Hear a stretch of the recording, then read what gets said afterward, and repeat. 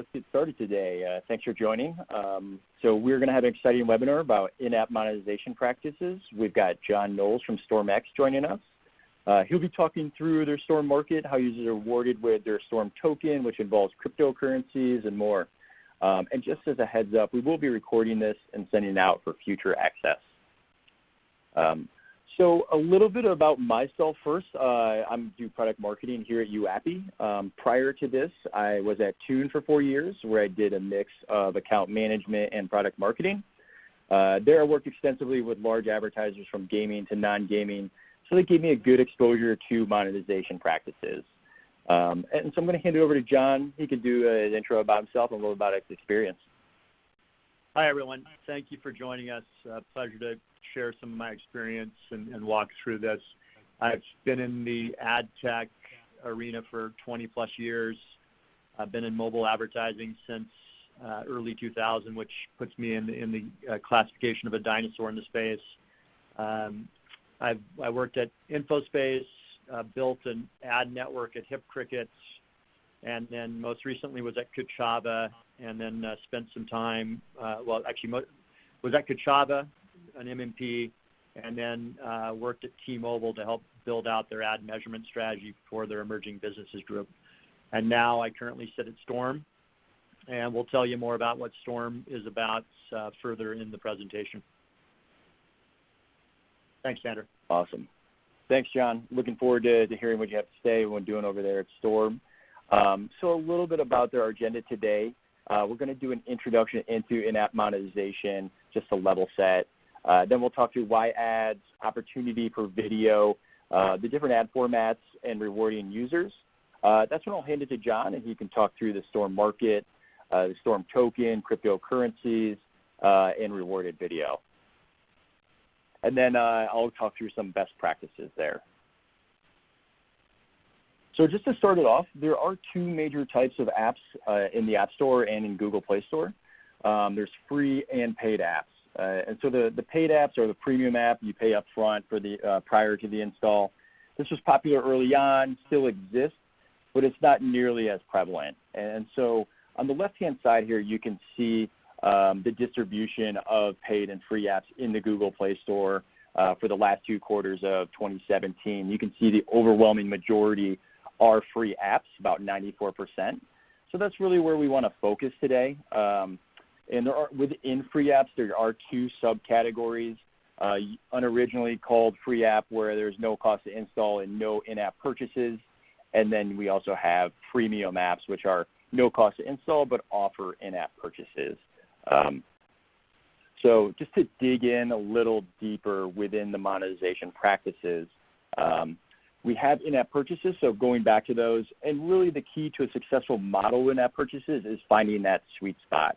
And what I mean by this is giving the users enough access to elements to develop an affinity for the app, while also whetting their appetite for that enhanced experience to gain with the in-app purchases. So this can be difficult, which is why ads do work well. And in some verticals like gaming, the industry average for paying users is pretty low. It's around 5%, sometimes say 2 to 8%. So you're not monetizing all of your users. Basically, around 95% of your users are not being monetized. So you pay a lot to bring these users into the app with either user acquisition, maybe it's some App Store optimization. So you want to be monetizing the majority of them. And so that's why we'll focus on advertising here. So ads can work well where they incentivize users to upgrade to ad-free versions of the app. They can be included alongside a program of in-app purchases, or they can completely replace in-app purchases altogether. So part of your app design development should be based off of the monetization method. So why ads? With the increase of everyday activity moving to your phone, plus the increase of programmatic spending, now your advertising space is worth more than ever. So you can see here by 2020, programmatic display spend will hit about $48 billion. So the opportunity is there for you as a publisher. You just want to make sure you're set up to take advantage of this large increase in spend over the next few years.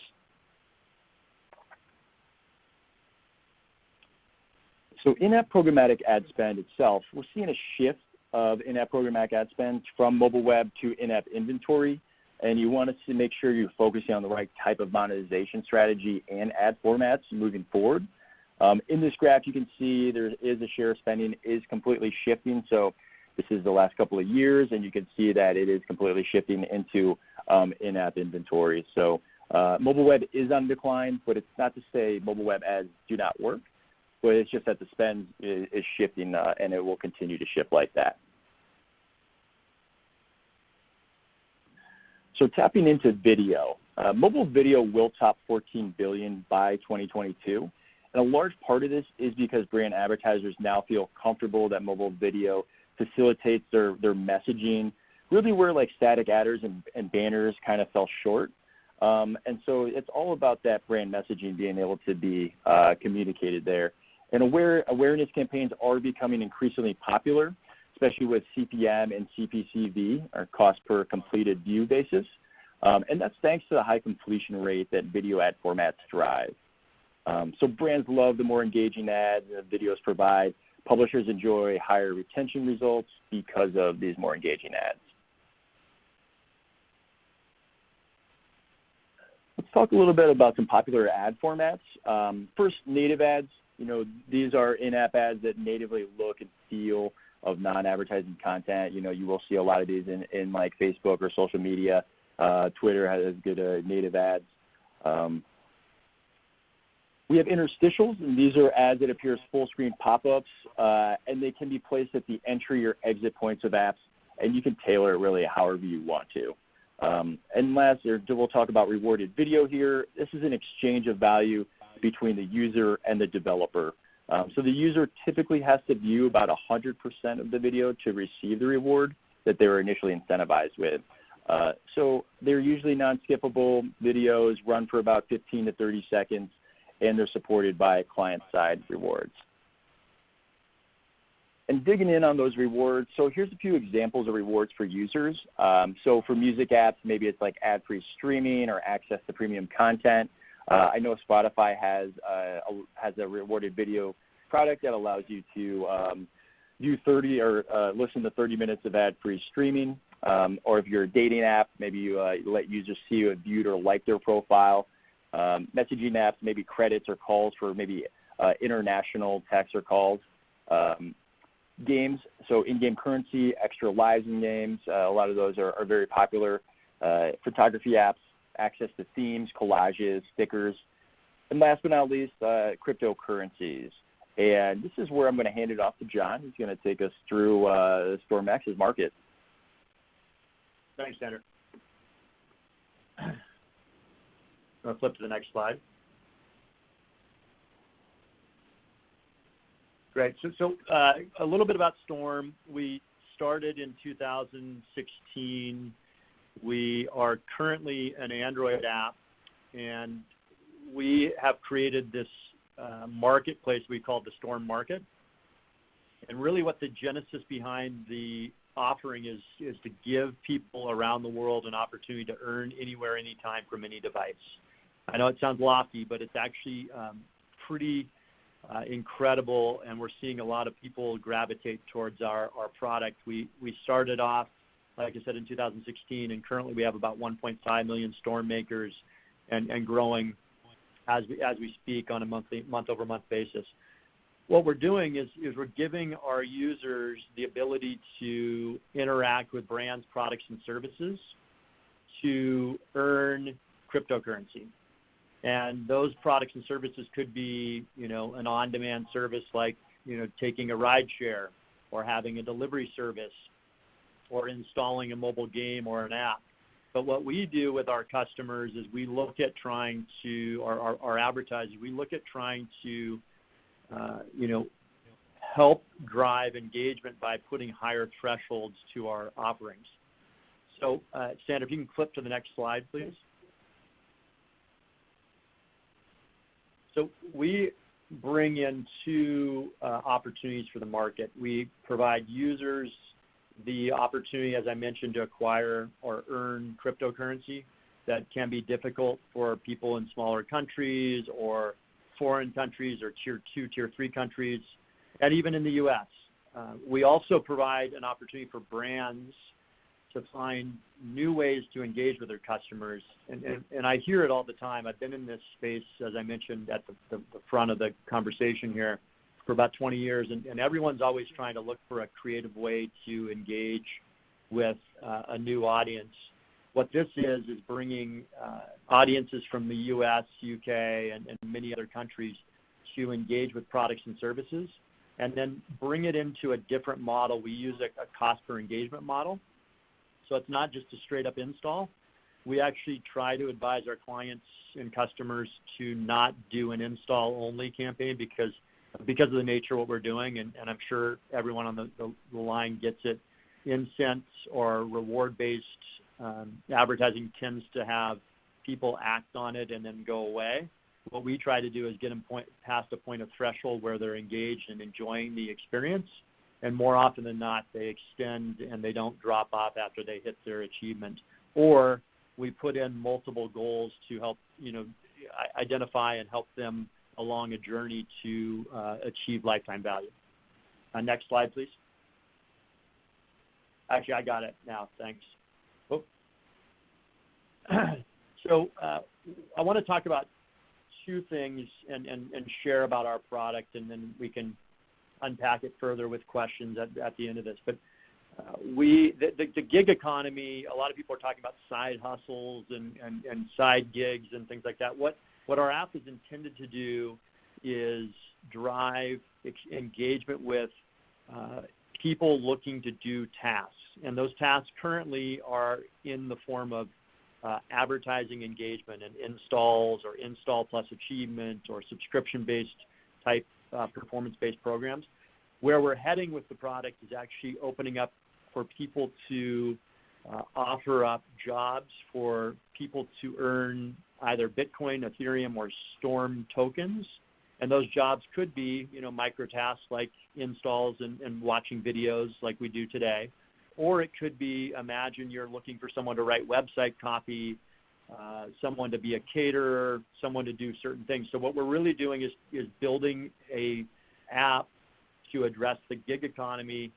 95% of jobs over the last decade, if you can believe it or not, were created as freelance jobs. So, and our target audience, millennials, really love the opportunity to, work on their schedule. So the typical 9-to-5 job is somewhat passé. So what we're trying to do is build a platform for people to, again, earn anywhere, anytime, on any device, but doing tasks that they feel qualified for, and then also helping out employers having access to short-term workers to fulfill those tasks.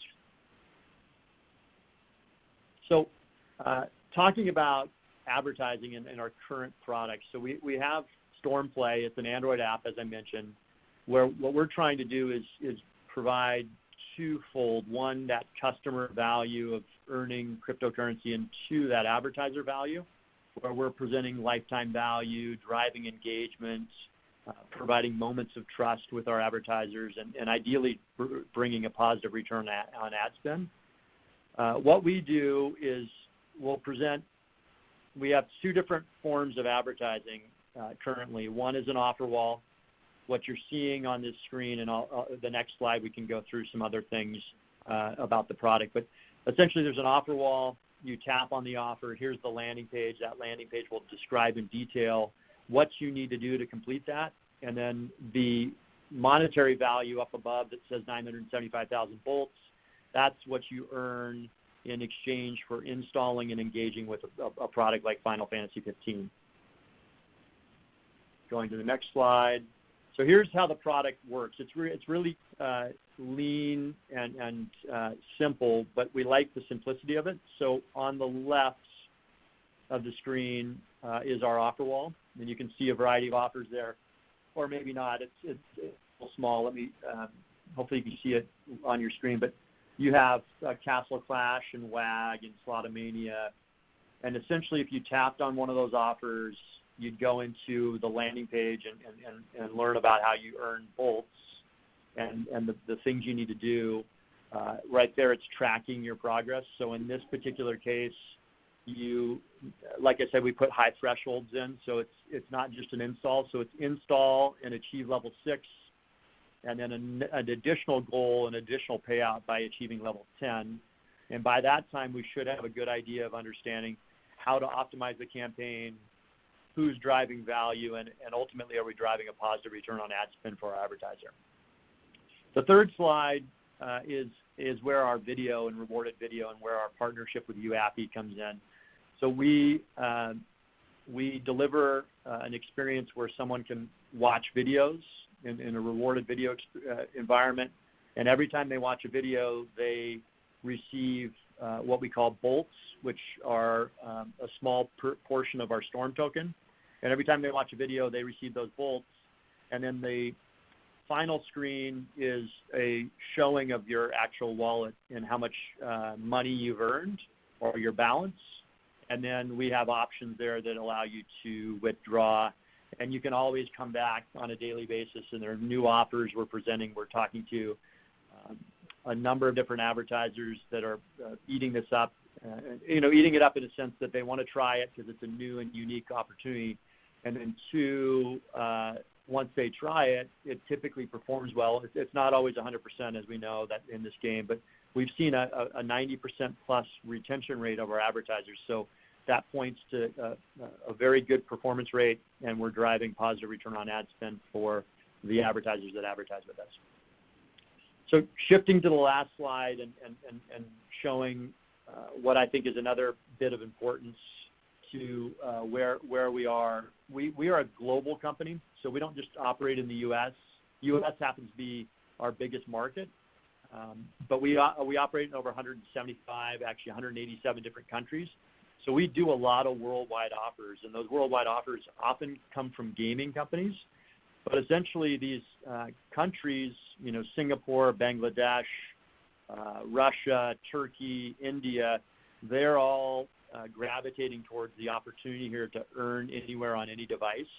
And we're providing them the ability to reward them with a cryptocurrency, either Bitcoin, Ethereum, or our newly minted Storm token. So I'll shift it over to you, Sandor. I'm sure there's going to be some questions. We can either address them now or at the end of the presentation. Yeah, certainly. I think we can address most of the questions at the end. I think, one thing that came to mind I was curious about is how did you, or what went into the decision-making process when you chose YouAppi or YouAppi's SDK? Yeah, great question, and I didn't touch on that strong enough, I don't think. So really, at the end of the day, what we're trying to do, and a lot of our users engage with the rewarded video component because it's easy to do. You can earn some bolts. You can interact and see brands that are targeted to a specific country. The key with YouAppi is distribution, and especially in some of our bigger countries. I know I mentioned U.S. as our top country, but Singapore and Indonesia and some of these countries where we have a really large user base, YouAppi had the coverage and the fill rate that helped us really ramp up our game and provide our users with the experience to earn the cryptocurrency. So our decision was really around breadth, depth, and coverage of fill rate in a number of different countries. Awesome. Yeah, that was a great summary there. And I appreciate all the insight about the Storm market and the cryptocurrencies. And once this is done, we'll go back and we'll answer any questions that are in the actual chat on the left-hand side. So I'll just round out the webinar here, just talking us through just some best practices. And just to start off, I wanted to focus on some maybe ad monetization KPIs. A lot of you might be familiar with these if you just go down the list. But I wanted to call out a few. Average time to ad view. So here, if you're looking at the time frequency when you're showing ads and how it's correlated to your daily active user count. So it's good to know what the average time to that first ad view is. Adoption rate is a good indication if you are serving the right types of ads, how many unique users you have engaging with your ads over the total amount of unique users you have. So definitely important to know, how users are engaging. Maybe it is you're showing the right ads or the wrong ads. So adoption rate is great there. Average revenue per daily active user for ads. So the revenue from ads in any given day divided by the number of unique active users in that day. So This is a metric that applies to each individual DAU. So the metric excludes any fluctuations in your user base and giving you a clear picture of how much money you made in any given day from the users in your app. So always a good one to know. And last, we'll call out retention. Everybody's familiar with retention, but really this can be reflective of the effectiveness of your monetization strategy and also how it fits in with your app experience. We did touch on rewarded video, and I wanted to just talk a little bit about some best practices within there. So first, maybe make it unpredictable, make it feel like a gift moment. Users will count on videos if they're always shown at the exact same time and place in the app. So you want that rewarded, you want that moment to feel like a reward. Make it optional or voluntary. The video shouldn't be forced. Unique. So if you can make the rewards unique, that it makes it even more valuable. Maybe they can't be obtained in any other way. Maybe for instance, like a special filter or sticker in photography, or maybe a special item in a game. So make them unique. These next two go hand in hand. So if you're immediate and visible, you want to apply the reward at the time the video finishes, and you also want to make it visible. So most likely the user does not know maybe how many credits they have or what their in-game currency is. So you want kind of special effects once the video finishes to let them know that they did receive the gift. And the value of the gift should be fairly substantial. Don't make it something that maybe they can't use in the app or in the game. And always A/B test. So A/B test the value of the reward given to the users, the total amount of the rewards available to users daily, and maybe the rewards between paying users and non-paying users.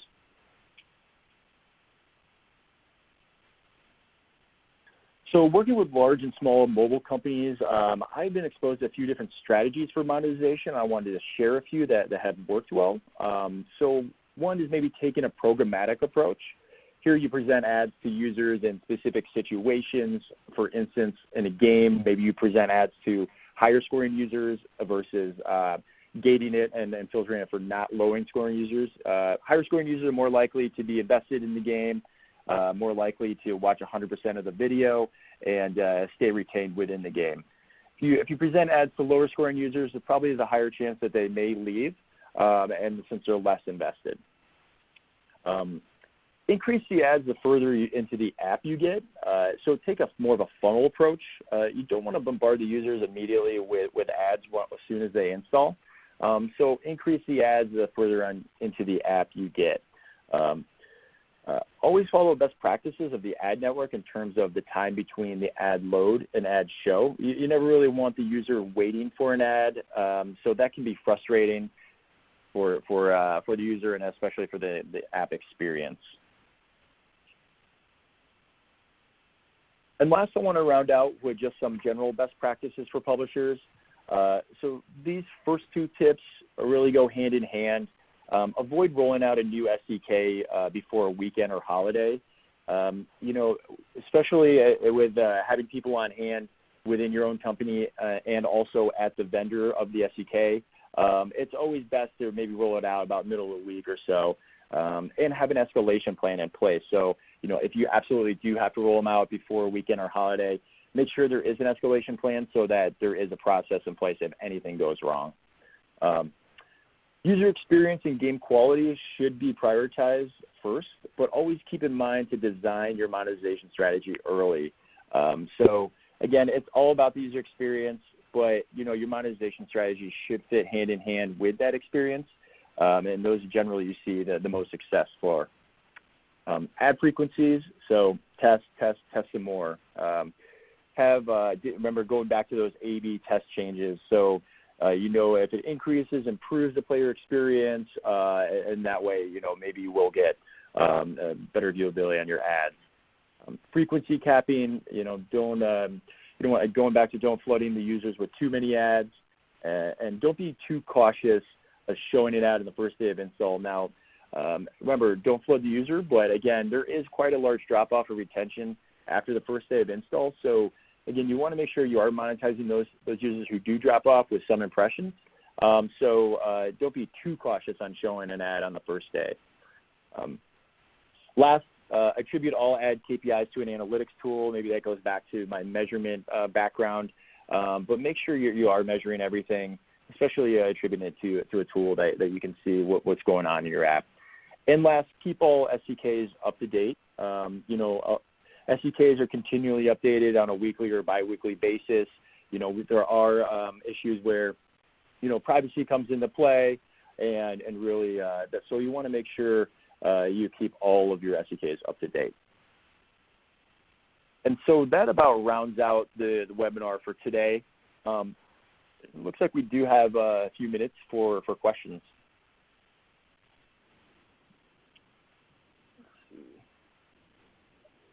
So John, it looks like what countries are your users mainly in? So we have a long tail that occurs with that 187 number, but think US, UK, Canada, Germany, Japan, India, Singapore, Indonesia, Australia, and Brazil. There's kind of a good top 10. But we have a long-reaching tail, so we can hit users in a lot of different countries. Typically, when we work with our advertisers, we either focus on the Tier 1 countries where most of our volume is, or we can break it out, Tier 1, Tier 2, Tier 3, and we kind of do a mix and match on what is important for an advertiser to reach. So it really depends, but there's a top 10 list of who we think or who are users and where they're coming from. Looks like we got another one too towards you. So what is the advantage of having this reward system decentralized rather than having it on a centralized system? Well, so we're in the process of expanding our blockchain technology here, but again, this is a new way of managing micropayments. So for us to have it decentralized, it gives us an opportunity for higher transaction speeds, lower costs, ability to delight our customers by rewarding them quickly versus taking a longer path through a centralized route. Okay, great.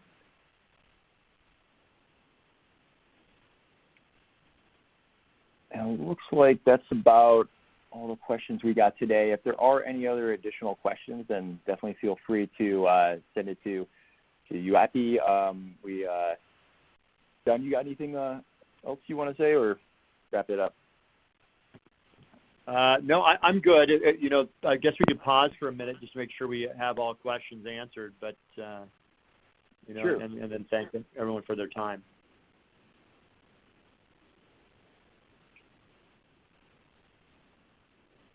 So it looks like we got another one coming in.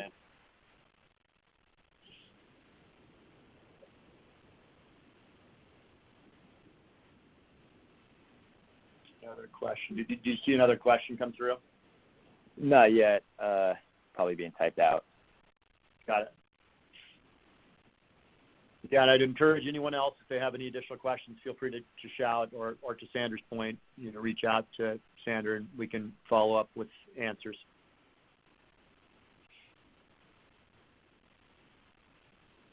Okay. It looks like we're probably good, unless this question is going to come here in any second. We'll call it the webinar and send it out to everybody after this. Great. Well, thank you all for joining us, and Sandor, thank you for the opportunity to share the stage with you. Sounds great. Yeah, John, thanks. I appreciate you joining today. Take good care. Bye-bye. Bye.